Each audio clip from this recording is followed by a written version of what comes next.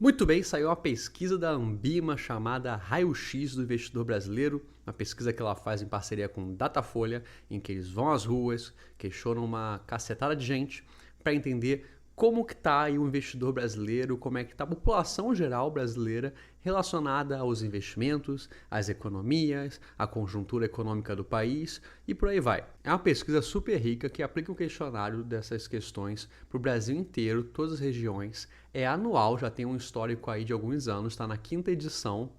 Da primeira até a penúltima do ano passado, eram cerca de 3.000 pessoas entrevistadas, geralmente mais de 3.000, por volta de 3.200, para conseguir ter uma margem de erro adequada, para falar alguma coisa com uma robustez científica e para representar a população brasileira. Só que antes era até a classe A, B e C apenas. Agora houve uma expansão, está pegando todas as classes sociais e por isso a pesquisa agora tem 5.878 respondentes. Conseguiram entrevistar 1.393 pessoas da classe AB, 2.810 da classe C e pela primeira vez 1.675 pessoas da classe DE ou DE, dependendo do seu estado. Se você não entendeu, aqui no Rio a gente fala é para tudo. É. A-E-I-O-U. Então, tudo que eu vou falar aqui tem por base um relatório que eles divulgam, tá o link aqui no vídeo. Super recomendo, pesquisa maravilhosa, eles divulgam todos os dados, é tudo transparente, tem um Excel maravilhoso, então se tu tá querendo fazer TCC, tá querendo aprender sobre o mercado financeiro, comportamento do investidor, minha recomendação, vai no link, baixa o relatório, baixa os dados e começa a brincar, que foi o que eu fiz e desenvolvi aqui, criei 10 lições com o que a gente pode ter dessa pesquisa por enquanto, porque acredito eu que dá para conhecer muita coisa, dá para ter muita lição com essa pesquisa, muito aprendizado. Só que eu dando uma rápida olhada pensei aqui em 10 lições que a gente pode ter e para resumir aí para quem não tem tempo para ler, né? A primeira lição do Raio-X do Investidor Brasileiro é a seguinte, eu acho que é a mais importante se você já não souber dela. Se tu já souber dela, não tem problema, então ela não é mais importante. Mas se você não souber, cara, a primeira coisa que tem que absorver é que o Brasil não é a sua rua. Como economista comportamental, eu estudo que a gente tem essa propensão a nos transmitir para os outros, a considerar que outras pessoas têm um pensamento similar ao nosso, ou então que ela tem as mesmas chances que a gente, o mesmo estilo de vida. Quando a gente pensa em algum ser abstrato, anônimo, a gente tem essa tendência. E a pesquisa mostra muito bem que não é assim. Ao menos não é assim no mundo real, né? A gente vê aqui nos dados que quando perguntam para as pessoas quais instituições financeiras que elas conhecem, que elas sabem citar, cara, a gente vê que só 45% cita banco tradicional, só 10% cita banco digital. 43% da população brasileira não soube citar nenhuma instituição financeira, não conhece, não vem à mente dela. Como é que é essa pergunta? Eles chamam a pessoa e perguntam para ela, olha, que instituição financeira que você conhece? Cite alguma. E tipo, não pedem para ela responder banco de varejo. Não, o nome do banco que ela tem, que ela usa, se ela responder um banco tradicional, eles vão e anotam como ela conhece banco tradicional. Eu teria muita dificuldade de encontrar algum conhecido meu que não saiba mencionar uma coisa. Se eu perguntar para ele, pô, diz uma instituição financeira, que não vai mencionar um Itaú, não vai mencionar um Nubank, que não vai mencionar um Santander, Banco do Brasil, qualquer coisa. E você vê uma nítida correlação também com a faixa de renda. 43% é quando é a população geral. Quando é classe AB, é 20% só que tem essa dificuldade de nomear a instituição financeira. A classe C é 42%, já aumenta bastante, e a classe D é 66%. A maioria das pessoas D não vem nada à mente quando se pergunta a ela qual a instituição financeira que ela conhece, sem dar nenhum outro estímulo. Depois tem outra pergunta que eles dão a múltipla escolha. Aí a pessoa, esse daqui eu conheço, mas não está dentro do arcabouço mental dela de que aquilo dali se enquadra como instituição financeira, sabe? É muito de fora desse mundo. E a gente tem essa dificuldade de nos reconhecer neles, em pessoas que não têm já esse gatilho quando pensa instituição financeira, é o banco tal que eu uso.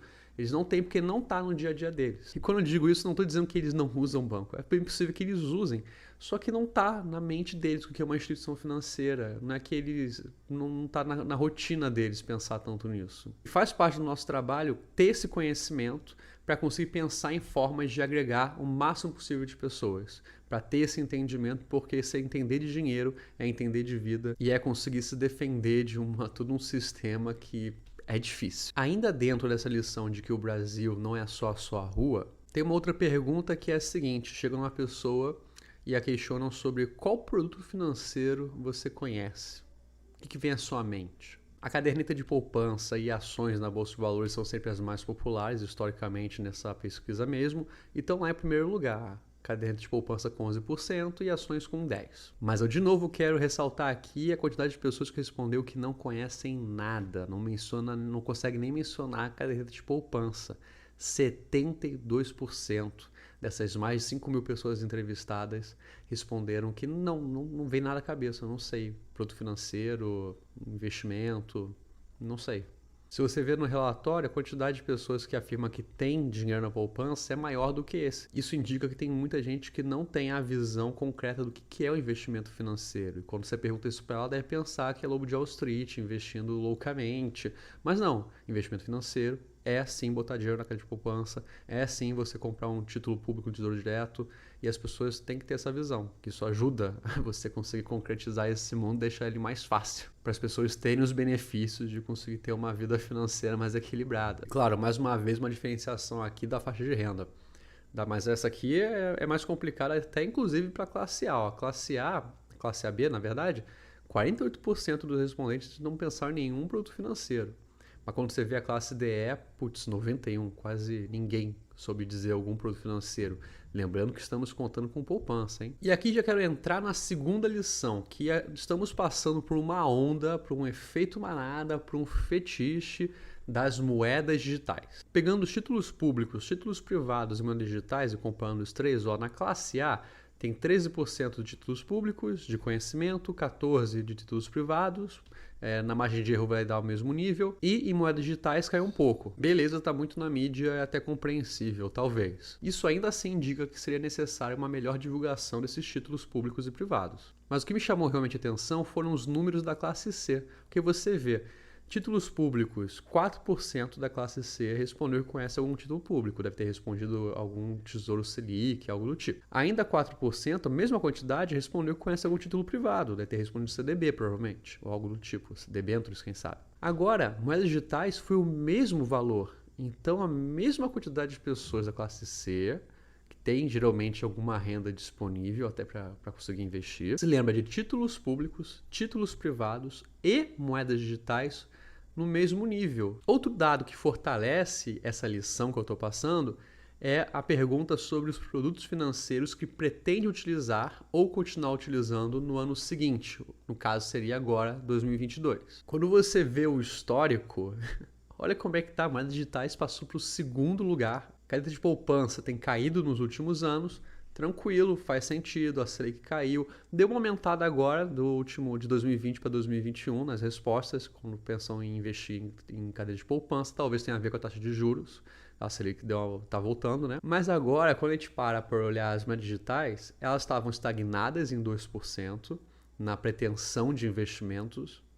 E agora estourou para 6%. Lembrete, essa comparação aqui, a gente exclui a classe D e E, porque historicamente só pegavam a classe A, B, C nessa pesquisa. Então, para o gráfico fazer sentido, para a comparação fazer sentido, estamos usando só a classe A, B, C. Mas ainda assim, a quantidade de pessoas que falou que queria investir em 2022, ou seja, nesse ano, em moedas digitais, aumentou muito comparando com os anos passados, e agora ficou em segundo lugar, porque a resposta de pretensão de investimento já tinha uma tendência baixa. Vamos pegar aqui o exemplo de ações. A ações já teve em 2% também, o máximo que chegou foi 7%.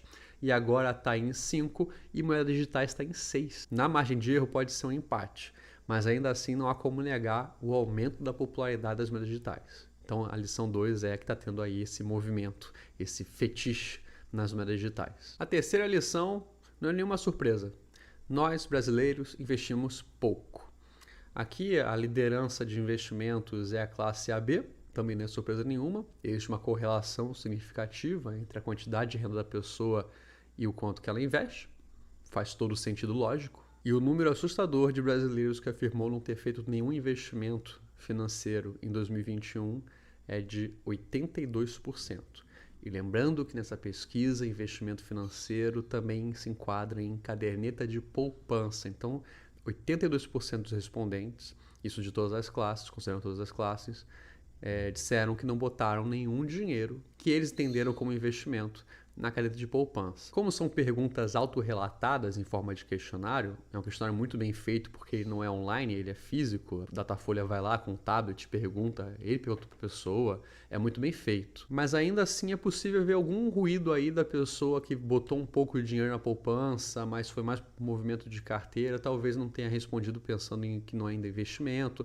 Tem essas possibilidades aí, mas ainda assim, de qualquer maneira, 82% de pessoas que afirmou não fazer nenhum investimento em financeiro durante o ano é bastante alto. A taxa de poupança aí tá que tá. A quarta lição é que o brasileiro não investe mais porque tá difícil. Segundo ele, pelo menos. Mas cá entre nós, tá difícil mesmo. Isso aí não é novidade. Então, perguntando pra galera que não fez nenhuma aplicação financeira ao longo do ano, que conhece investimentos, que dá bastante gente da amostra, deu 3.640 pessoas, desses aí, 75% afirmaram que não fizeram nenhum investimento por causa das condições financeiras. Então, falta de grana. Em seguida, só que com muito menos gente falando, tivemos aí 8% que não teve interesse em investir mesmo, ou então teve insegurança com 7%. E depois os outros motivos ficam lá, no máximo nos 4%, que é culpando a pandemia, a falta de conhecimento, informações, que eu acho que se enquadram um pouco com insegurança, mas devem ter dividido por algum motivo. O baixo rendimento dos investimentos em si, por considerar que não vale a pena, já que investir ganha pouco dinheiro no fim das contas. E tem sempre a galera que fala que não sabe por que não investiu. Você pergunta para ele, a pessoa diz que não sabe, e o entrevistador tem que fazer o quê? Tem que respeitar a resposta. Então 3% dessa galera afirmou, não sei por que investir. Então, para a galera que trabalha com educação financeira, essa lição se estende em duas dicas. Uma delas é foca nos 15% que não afirmou que não está investindo por causa de condições financeiras, então deve ter algum dinheiro sobrando, aí você tem que ajudar essa galera. E nos 75% que tem condições financeiras, que não está conseguindo fazer sobrar dinheiro, é bem mais complexo, mas pode ser que alguma dessas pessoas tenha algum benefício se a gente ajudar eles a economizar melhor, a pensar em formas de ser menos consumista, mas a grande maioria eu suspeito que seja realmente porque tá difícil a situação. A quinta lição do raio-x do investidor brasileiro é que nós somos muito emotivos com o nosso dinheiro. Primeiro ponto para afirmar isso é que quando perguntam para as pessoas, para os investidores, como que eles fazem para avaliar a aplicação financeira deles, o desempenho delas, como que eles fazem para saber se está indo bem, não é pelo caminho assim mais economicamente racional. Da lista de possibilidades dessa pergunta, as mais adequadas seriam comparar com os índices da economia, dependendo do tipo de investimento que você está fazendo, comparar também com outras aplicações, dependendo também do qual que você está comparando, talvez comparar com o mesmo tipo de aplicação de outra instituição, que também tem lá uma das possíveis respostas. Só que essas três aí estão lá no final, só não são menores do que as outras respostas, que aí é o aglutinado que fica lá das respostas doidonas que o pessoal dá. As três principais formas que o investidor brasileiro usa para avaliar o desempenho das aplicações são agora em ordem da primeira para a terceira. Comparação com o período anterior, isso daí é uma grande fala do mercado financeiro, que não se deve usar o histórico daquele investimento para comparar, para fazer expectativa do futuro. Assim, é complexo. Faz sentido lógico você comparar com o histórico do seu investimento. É óbvio que você vai usar um pouco do histórico para comparar, mas você não deve comparar só com isso, não deve criar seu desempenho, a expectativa do desempenho, só com base no histórico do seu investimento. Em segundo lugar, fica conversar com o gerente assessor. Mas eu já volto nesse aqui. Eu vou partir logo para o terceiro, que é não avalia.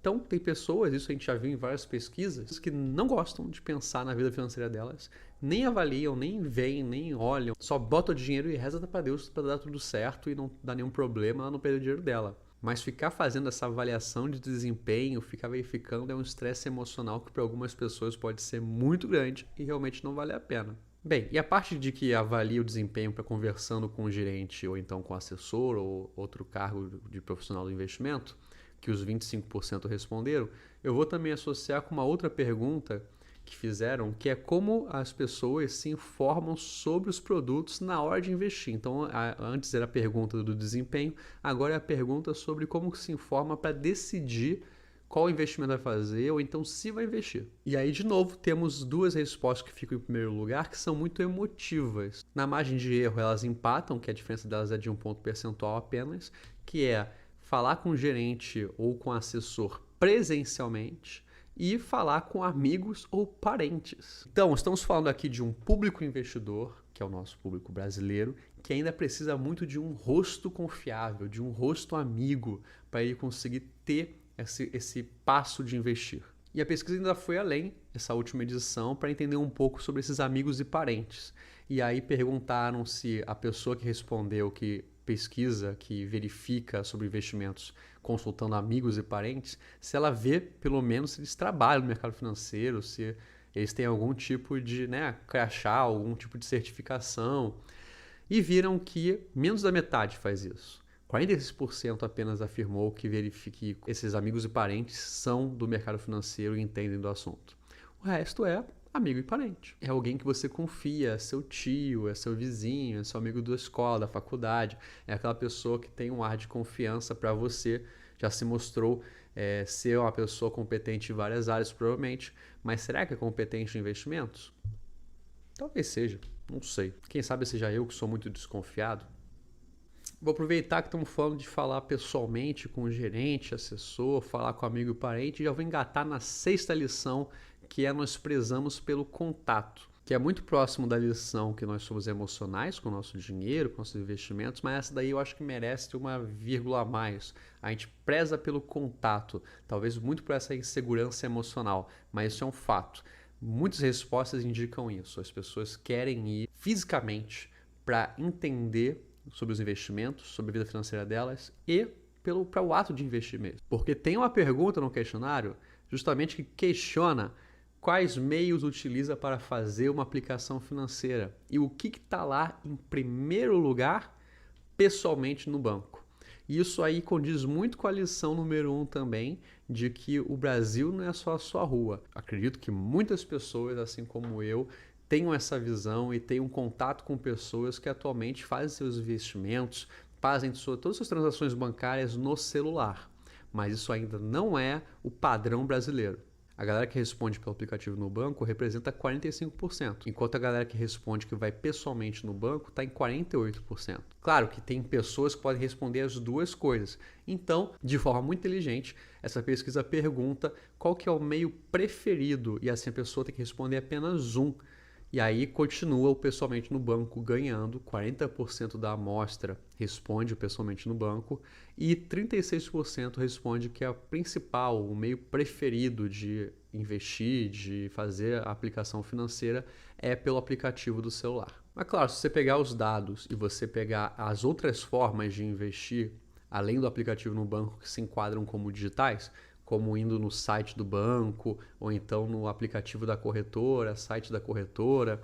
Então realmente ultrapassa aí o meio preferido, dos 36 pula já para mais da metade. 7ª lição, mulheres ainda estão fora do mundo dos investimentos. Isso é uma coisa que nós temos que mudar, proporcionalmente elas investem em menor quantidade que os homens, tem menos mulheres no mercado financeiro que os homens. Entre as mulheres entrevistadas, 72% não investem, não são investidoras, e quando você pega os homens, esse número é menor, é 66%. Em relação à economia também, quando você pega a amostra de mulheres, 64% das brasileiras diz que não conseguiu economizar, enquanto esse número cai também para 58% quando nós perguntamos na amostra dos homens. E aquilo, quando pergunta-se o motivo disso, o principal fator são as condições financeiras. E são questões realmente estruturais da nossa sociedade que precisamos trabalhar. Outro ponto legal que a pesquisa pega sobre essa diferença de comportamento, homens e mulheres, é que as mulheres tendem a tomar decisões menos arriscadas. Elas optam por investimentos mais conservadores.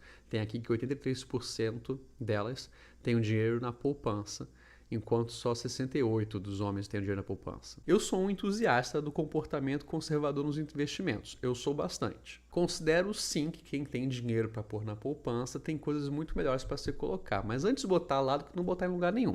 Aí desenvolvendo um pouco mais, você tendo uma carteira diversificada e mesmo assim pouco arriscada, conservadora, eu acho bastante saudável para muita gente. Nem todo mundo precisa investir em ação, gente. Muito menos em moeda digital. A oitava lição tem a ver com uma novidade dessa última edição da pesquisa, em que eles captaram um público LGBTQIA+.